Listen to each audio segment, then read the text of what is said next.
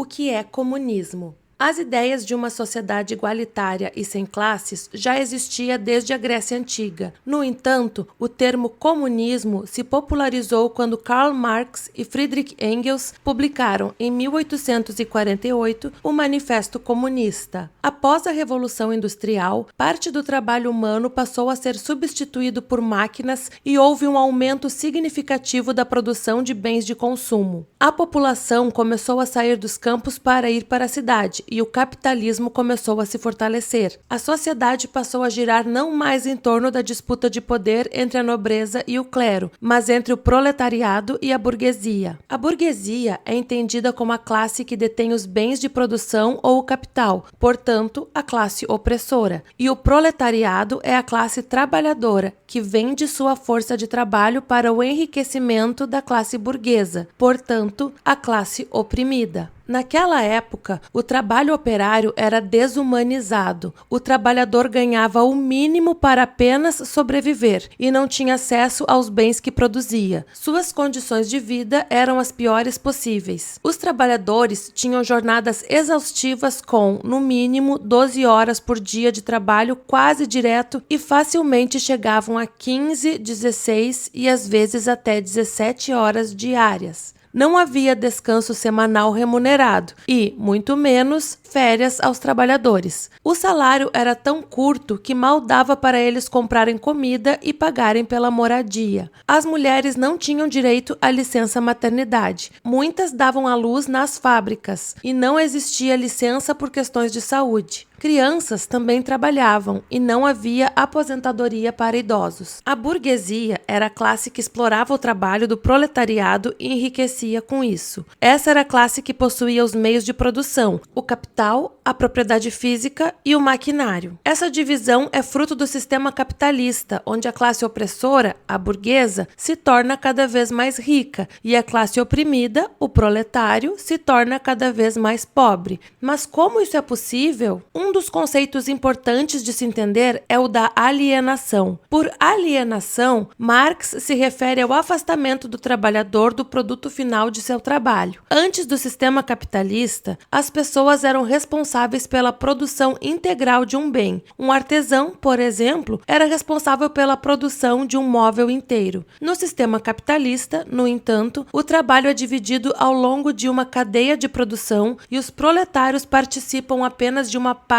da construção ou montagem, sem ter conhecimento do produto completo. Esse afastamento do trabalhador do produto final é essencial para a exploração de mais-valia, como veremos a seguir. Mas o que é mais-valia? A mais-valia representa a disparidade entre o salário pago e o valor produzido pelo trabalho. Por exemplo, em 10 dias de trabalho, um trabalhador da indústria têxtil produz o valor equivalente a 50 peças de roupa, R$1.000, por exemplo. Em um mês de trabalho, 22 dias, então ele teria produzido um valor de R$2.200. No entanto, o salário que ele recebe é de apenas 1.000. Isso significa que durante 12 dias de trabalho, ele produz um valor que fica inteiramente com o capitalista, ou seja, com o patrão. Mas o que propõe o comunismo? O comunismo propõe uma ordem socioeconômica igualitária, a propriedade comum dos meios de produção, a ausência de classes sociais e a ausência do Estado. Portanto, aproxima-se do anarquismo. Algum país já foi comunista? Não. Para que um país seja comunista, ele precisa estatizar toda a propriedade privada dos meios de produção, extinguir as classes sociais e o Estado. Até hoje, o que houveram foram tentativas de implementação do comunismo através do socialismo, e ainda assim, os países que tentaram não conseguiram, de fato, chegar ao comunismo. Mas e a China? Não é comunista? Não é, apesar de se definir assim. Economicamente, a China está hoje mais próxima do capitalismo do que do comunismo. É uma sociedade de consumo, o que é completamente oposto ao comunismo. Mas e a União Soviética? Não era comunista?